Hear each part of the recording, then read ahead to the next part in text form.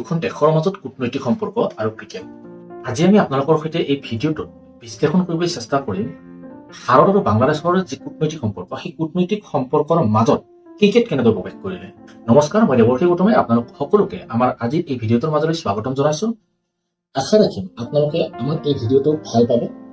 2025 বৰ্ষৰ ডিচেম্বৰ মাহত IPL-ৰ বাবে নিলাম অনুষ্ঠিত হয়। সেই নিলামত বাংলাদেশৰ লগতে পৃথিৱীৰ অন্য বহুকেইখন দেশৰ বহুকেইগৰাকী খেলুৱৈয়ে নিজৰ নাম পঞ্জীয়ন কৰিছিলে। তাৰে ভিতৰত বাংলাদেশৰো বহুকেইগৰাকী খেলুৱৈয়ে, বহুকেইগৰাকী ক্ৰিকেটাৰে তেওঁলোকৰ নাম নিলামৰ বাবে পঞ্জীয়ন কৰিছিলে। বাংলাদেশৰ যিসমূহ ক্ৰিকেটাৰ আছে, সেই ক্ৰিকেটাৰসমূহৰ ভিতৰত বাংলাদেশৰ বেগী বলাৰ মুস্তাফিজুৰ ৰহমানকহে কেৱল IPL-ৰ কলকাতা দলে নিজৰ দলত অভিলেখ সংখ্যক 9.20 কোটি টকাৰ বিনিময়ত অন্তৰ্ভুক্ত কৰে। যিকোনো এগৰাকী বাংলাদেশী ক্ৰিকেটাৰে IPL-ৰ ইতিহাসত ইমান পৰিমাণৰ ধনৰাশি লাভ কৰিবলৈ সক্ষম হৈছে, ইমানখিনিলৈকে সকলো ঠিকে আছিলে। কিন্তু বাংলাদেশত উছমান হাৰি নামৰ ছাত্ৰ নেতাগৰাকীৰ যেতিয়া আততায়ীৰ গুলীত মৃত্যু হয়, তাৰ পিছতে বাংলাদেশত ভাৰত বিৰোধী যি ঢৌ, সেই ঢৌ বৃদ্ধি হ'বলৈ আৰম্ভ হয়।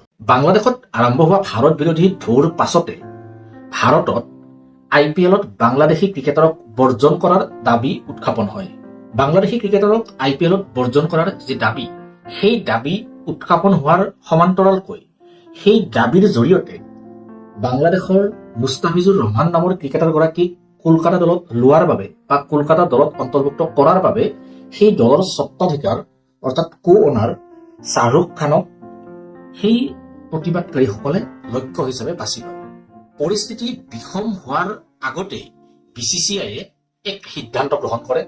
ভাৰতীয় ক্ৰিকেট নিয়ন্ত্ৰণ বৰ্ড চমুকৈ BCCI-য়ে সিদ্ধান্ত গ্ৰহণ কৰে যে কলকাতা নাইট ৰাইডাৰ্ছ দলে তেওঁলোকৰ দলত অন্তৰ্ভুক্ত কৰা বাংলাদেশী ক্ৰিকেটাৰ মুস্তাফিজুৰ ৰহমানক ৰিলিজ কৰিব লাগিব আৰু মুস্তাফিজুৰ ৰহমানক কলকাতা দলে ৰিলিজ কৰাৰ পিছত তেওঁলোকৰ পচন্দৰ যিকোনো এগৰাকী খেলুৱৈক ৰিপ্লেচমেণ্ট হিচাপে বাছনি কৰিবলৈ তেওঁলোকক সুবিধা প্ৰদান কৰা হ'ব। BCCI-ৰ পৰা আনুষ্ঠানিক নিৰ্দেশনা লাভ কৰাৰ পিছতে কলকাতাৰ মেনেজমেণ্টে মুস্তাফিজুৰ ৰহমানক আনুষ্ঠানিকভাৱে তেওঁলোকৰ দলৰ পৰা ৰিলিজ কৰি দিয়ে। BCCI আনুষ্ঠানিক সিদ্ধান্ত আৰু কলকাতা নাইট ৰাইডাৰ্ছ দলৰ আনুষ্ঠানিক সিদ্ধান্তৰ পিছতে বাংলাদেশ ক্ৰিকেট বৰ্ডেও কিছু সিদ্ধান্ত গ্ৰহণ কৰে আৰু সেই সিদ্ধান্তসমূহ গ্ৰহণ কৰাৰ পিছতে কূটনীতি আৰু ক্ৰিকেট প্ৰায় একাকাৰ হৈ যোৱাৰ উপক্ৰম হয়। ভাৰতৰ ফালৰ পৰা লোৱা সিদ্ধান্তৰ পিছতে বাংলাদেশ ক্ৰিকেট বৰ্ডে বাংলাদেশত IPL-ৰ সকলো ধৰণৰ সম্প্ৰচাৰ নিষিদ্ধ ঘোষণা কৰে।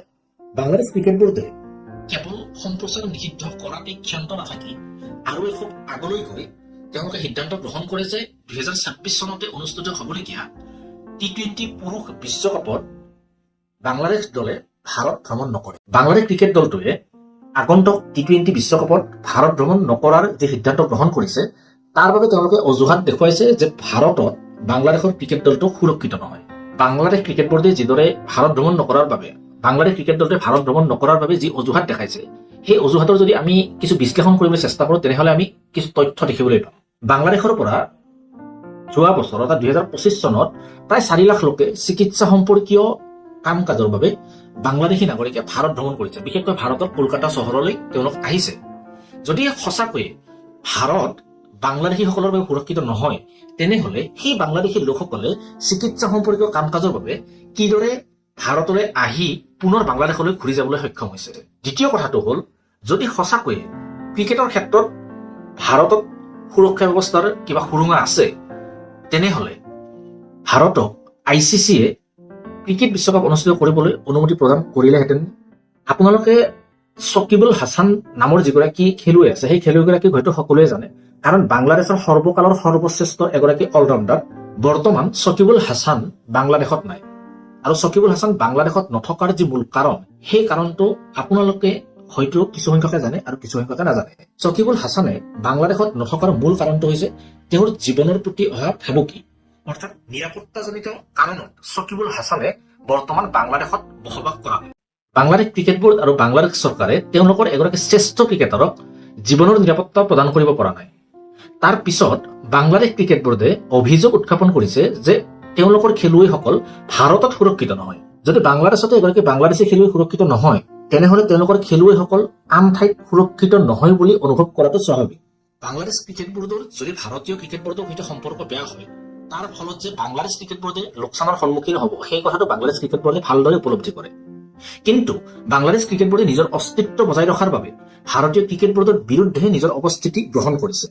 বাংলাদেশ আৰু ভাৰতৰ মাজত ক্ৰিকেটিং সম্পৰ্ক যদি বেয়া হয় তেনেহলে তাৰ বাবে ভাৰততকৈ বাংলাদেশৰ ক্ৰিকেট বোৰ্ডে যথেষ্ট ক্ষতিৰ সন্মুখীন হ'ব। আৰু ভাৰতৰ প্ৰস্তুতি অবিহনে বাংলাদেশৰ খেলত গতিকে যদি বাংলাদেশে পাকিস্তানৰ অৱস্থাৰ পৰা কিছু শিক্ষা নলয় তেনেহলে হাতৰ পৰা সকলো আঁতৰি যোৱাৰ পিছত চিঞৰি থাকি কিন্তু একো লাভ নহ'ব। আমাৰ আজিৰ এই ভিডিঅ'টো ইমানতে সমাপ্ত কৰিছো। আপোনালোকে আমাৰ এই ভিডিঅ'টো যদি ভাল পাইছে তেনেহলে ভিডিঅ'টো শ্বেয়াৰ কৰি দিব, লগতে আমাৰ চেনেলটো ছাবস্ক্ৰাইব কৰি দিবলৈ আপোনালোকে নাপাহৰিব। আৰু এটা নতুন ভিডিঅ'ৰ সৈতে আপোনালোকক অতি সোনকালে লগ পোৱাৰ প্ৰতিশ্ৰুতিৰে আজিলৈ ধন্যবাদ। জয় আই অসম।